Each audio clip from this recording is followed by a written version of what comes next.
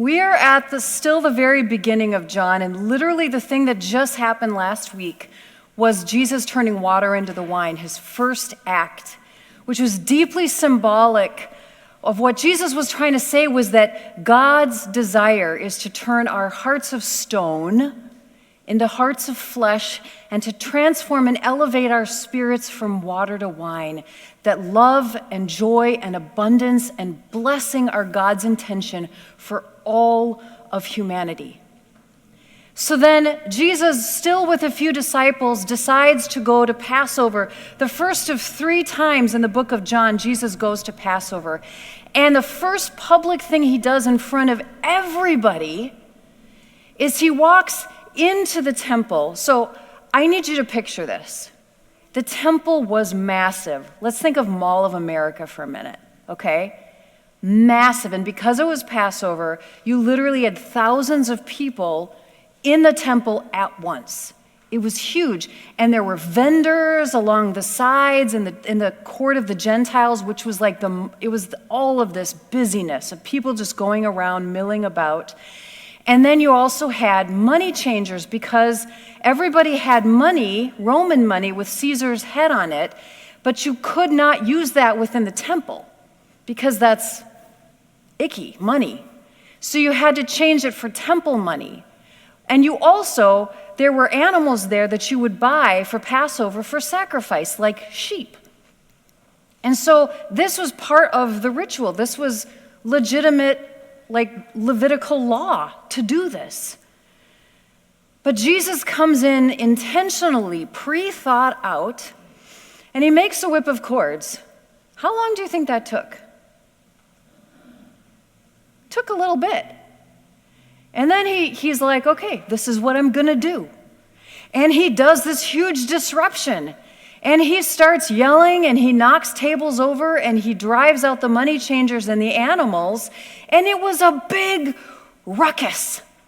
It was a big, big ruckus. He was interrupting business as usual, the economic business of the temple for a reason. And the question I want to ask us today is, who was he defending? Who was he offending? Who does Jesus get angry with? And who does Jesus get angry on behalf? So last week, pastors and community leaders of all kinds have been continuing to document what's happening in our state. I'm just going to tell you right now, it's not all making the news. It's not all making the news.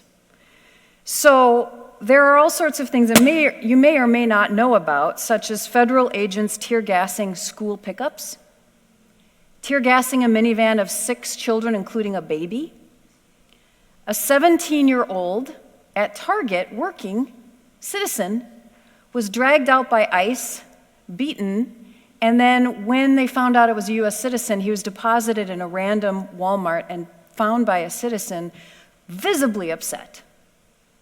If that happened to my kid, I would want to burn stuff down, I'm telling you. It would be so frustrating. In St. Cloud, ICE threatened to put a mobile home on fire with mother and children inside because they wouldn't open the door, which is their constitutional right. Citizens are being pulled from their cars for legally observing and being thrown sometimes 8 to 12 hours in detention for the purpose of scaring them so they won't do it anymore. And then last night I heard in West Bloomington, ICE was going door to door and knocking on doors saying, where are the Hispanics? Where's Anne Frank? Are we getting it? Citizens who are black and brown are learning they have to carry copies of bills and their ID everywhere they go. And why copies? Because ICE has been known to tear up their actual ID and say, what ID?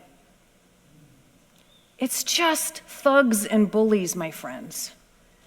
Child care centers, too, have been harassed, sometimes getting up to 100 phone calls a day, cruelly threatening them because there's this assumption that all child care centers must now be fraudulent, just like all immigrants must be criminals, right? This fear tactic that's been used by the administration of painting large swaths of people, all protesters must be paid.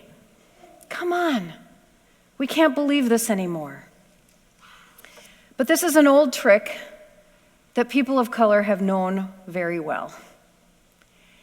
Power does this thing where it creates hierarchies. Hierarchies created by the power that says, these are the people on top and this is where you fall in line. And here's the fascinating thing. If you, wherever you are on the totem pole, if the person above you does something to you, it must be your fault. How short was her skirt? Was she drinking that night? Why did he argue with the cop? See, anything that happens to you, you must have instigated it if it's a powerful person on top doing it to the person below. And we're seeing that now, where any sort of person who is doing anything is being painted negatively. So Renee Good's widow, people are trying to dig up any dirt they can on her to justify the unjust killing that happened. So keep your eyes open for these narratives that power is using to discredit any of the good work that's doing, that is just neighbors concerned about their neighbors. Human beings with hearts of compassion that are waking up to this deep injustice, which has been latent the whole time in our country, that is now coming up in a way that more of us can see. And the good news is, we are starting to see it. We are starting to see it. But it's important for us to understand that we are all imperfect. All of us are imperfect, so please don't believe these narratives that just because someone had a parking ticket, they deserve punishment and brutality. These community organizers and lawyers and other people, pastors, are talking together and saying what's happening in Minnesota right now is kind of a testing ground. It's what regimes do. If you stand up and you refuse to bow down, they will come after you. And so, I don't know if you know this, but in Minnesota, our SNAP has been cut, USDA funding frozen, WIC cut, federal government funding for low-income families to get child care cut on purpose to punish us for standing up. There are almost 3,000 ICE units here in Minnesota, which is more than all of our police combined. This has nothing to do with trying to find violent criminals. This is something else, and I hope you can see that. The administration wants us to go home, shut our doors, and let them do whatever they want out of fear. But if we do that, a tidal wave is coming for the whole nation. And it sounds insane. I'm sorry if it sounds insane, but this is what the people who are on the ground talking to one another are seeing and saying. And it brings me back to my question. Who did Jesus get angry at? Who was he angry on behalf? Who was he ready to offend, and who was he defending with his actions? And it's very clear in the Gospels. Every time Jesus seems to get angry or has a parable that sounds really harsh, who's the audience? The leaders, the religious leaders who are complicit in that time with the Roman Empire.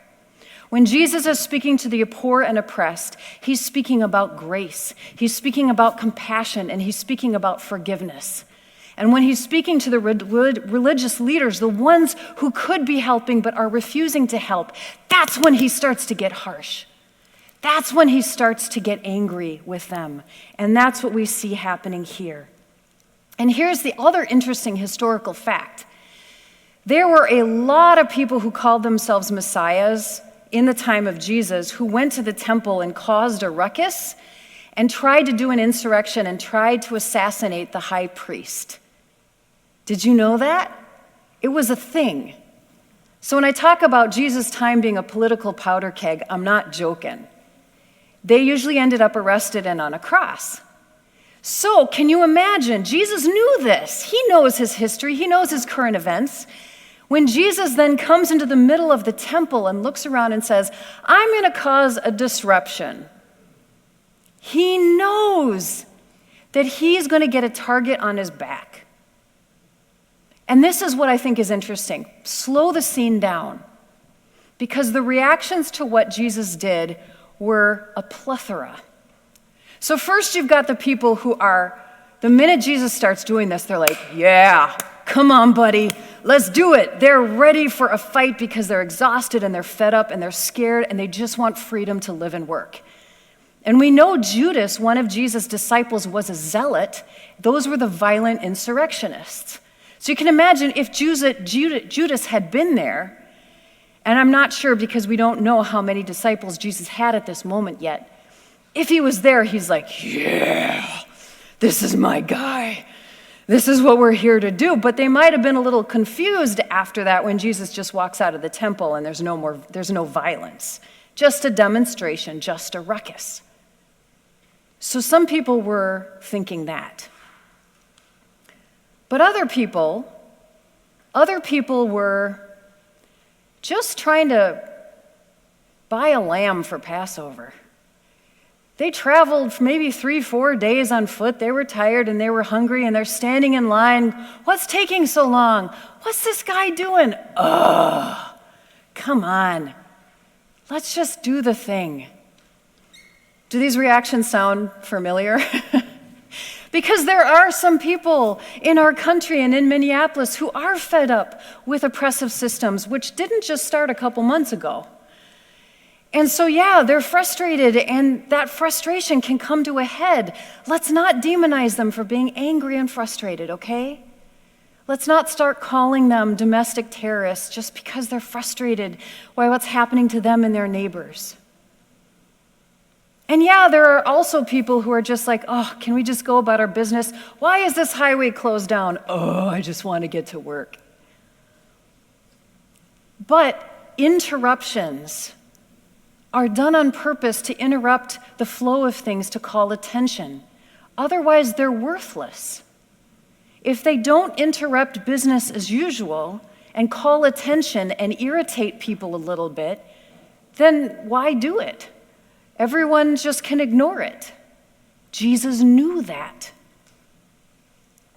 Tomorrow's Martin Luther King Jr. Day, and we remember a man who is committed to nonviolent civil disobedience, and yet he was painted as a violent agitator and a domestic terrorist who was watched by the FBI until his assassination. He worked methodically, prayerfully with a network of hundreds of other people who meticulously planned every action they did. The Montgomery bus boycott, Selma, many of these events. And you can bet there were moments every day when people were like, oh my gosh, I'm just trying to get home from work. What are these people doing? Find a different way, a way that doesn't make anyone uncomfortable ever. But change happens when people are uncomfortable. Change happens when business as usual is interrupted, and we have to think and go, well, what are they so upset about? What's happening? And it makes us think and it makes us uncomfortable, and in that discomfort, we might start to see things just a little bit different.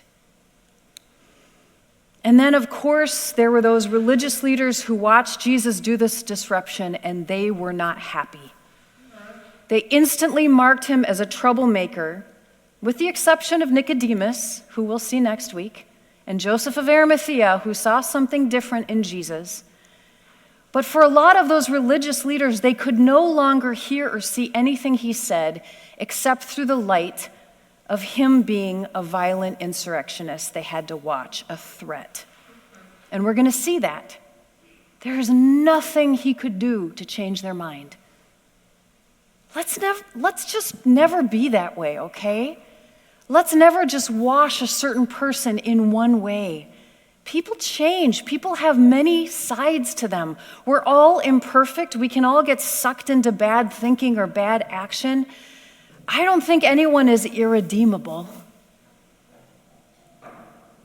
Jesus was angry on behalf of those suffering, and he was making a moral statement out of love for people that the temple was complicit in the cheating and the betrayal of the everyday people. And he took a risk knowing what would happen, and he did it anyway. Jesus was not there to support the status quo. He wasn't there to pacify the empire. He didn't come to play it safe. He will call out what is off for the purpose of shining light in the darkness, because you cannot see what is happening unless the light turns on. And not everyone wants to see what's going on. So what's the good news in all of this? First of all, 75% of Americans are agreeing that what is happening is not okay. And while, yes, there are peaceful protests happening, 90% of the action that's happening you can't see. It's neighbors driving around looking for federal agents and blowing their whistles and horns, and they have successfully thwarted kidnappings. Others are raising money and food for neighbors who are too terrified to leave their homes, and others are delivering it. One of my best pastor friends, their church has started a community pantry. Last Thursday, dozens of clergy showed up at Target headquarters because Target's a Minnesota-based company, and they have said nothing about what's happening. In fact, they've been letting agents into their staff room to chill and hang out. And so dozens of clergy showed up asking Target to please make a statement to stand on behalf of the people. And they waited 8 hours without bathroom breaks until they finally got a meeting with the CEO tomorrow. Peacefully singing for 8 hours. There are beautiful things happening. People are showing up doing wonderful, compassionate things, and I'm telling you that's not making the news. And Atonement is full of so many good and loving hearts. Thank you for the donations you've already given to help our neighbors and the way that you show up. I'm still trying to figure out, Scott and I are still trying to figure out how to help Mount Horeb. But in the last week, here are some of the things I did with some of the funds that you gave me. One, I bought some medicine for first aid kits that are being distributed in our community. Two, Trinity Lutheran in downtown Minneapolis has put together a fund that pays for the legal fees for immigrants, and I contributed to that because they're running low. And also there was a family who couldn't pay their rent because they couldn't go to work, and so I helped with part of that. This is a moral crisis in our country, and it is time to put sand in the gears to make it harder for violence and oppression and lies to spread. And if you're like me, you grew up reading about Anne Frank and the civil rights movement, and you wondered, what would I do in those moments? Well, here we are. So what can you do? In your bulletin, I have a little sheet, and I want you to take it out and take a look at it with me. So the first thing you can do is keep your eyes and ears open to the narrative and the stories that are being told. Believe the stories on the ground, and please question the narratives that are coming from news stations that don't have a reputation for fair and balanced reporting. Second, this is really cool and exciting and easy and important. This Friday, we're having a day of truth and freedom. And if you haven't seen anything about it, and I'm the first person telling you about it, here goes. We are asking and trying to get as much of Minnesota to shut down on Friday as possible. No school, no work, nothing. So the easiest thing you can do is just stay home. Don't go grocery shopping, don't go to Target, don't go anywhere, just stay home. And in that process of an economic disruption, because money talks, we know that. We know why Jesus turned the money changers over. Money talks to people in power. We are shutting down our offices here on Friday, and we're encouraging other businesses to do that as well. So you can just stay home and you can pray. There are lots between Gandhi and Martin Luther King Jr. and lots of people who did civil disobedience. They would have days of prayer and fasting to try to lift up a different energy in this world. Third, you could call your representatives and just tell them, we need something to happen. We need ICE out of Minnesota. Fourth, if you want, there is a peaceful march at 2 p.m. on Friday for those who can do so. And it's led by wonderful people who are committed to good, peaceful, nonviolent action. You will be safe. It is a safe thing that you can do. I don't know where it starts and where it ends, but it's going to be everywhere very soon. And I can let you know when I know. You will be surrounded by thousands of people who care about justice, mercy, compassion, and community. Fifth, you can continue to give to Our Neighbors Fund. Through cash, check, Venmo, I'm keeping track of every line item, and it's all going to help our neighbors either here in Bloomington or, like I said, when we get a hold and hear from Mount Horeb and how we can help them, our community that rents from us. We're doing this because we're not complying with action that is illegal, unjust, cruel, violent, and morally wrong. And now's the time. I can't tell you what to think, and I can't tell you what to do. This is just an invitation. This is up for your own prayerful discernment of what is right for you to do at this time. Because what I choose to do is different from what you choose to do, and that's just the way it is. We don't judge each other. We're not going to judge each other for what we do. But we go home and pray and say, what feels like the right action at the right time for me? My kid Ash, many of you know, would love to protest, but they can't handle crowds. They would have a panic attack and I'd be carrying them out in 5 minutes. We're not doing that. But they were excited when they realized they could call their representatives. They're of voting age now.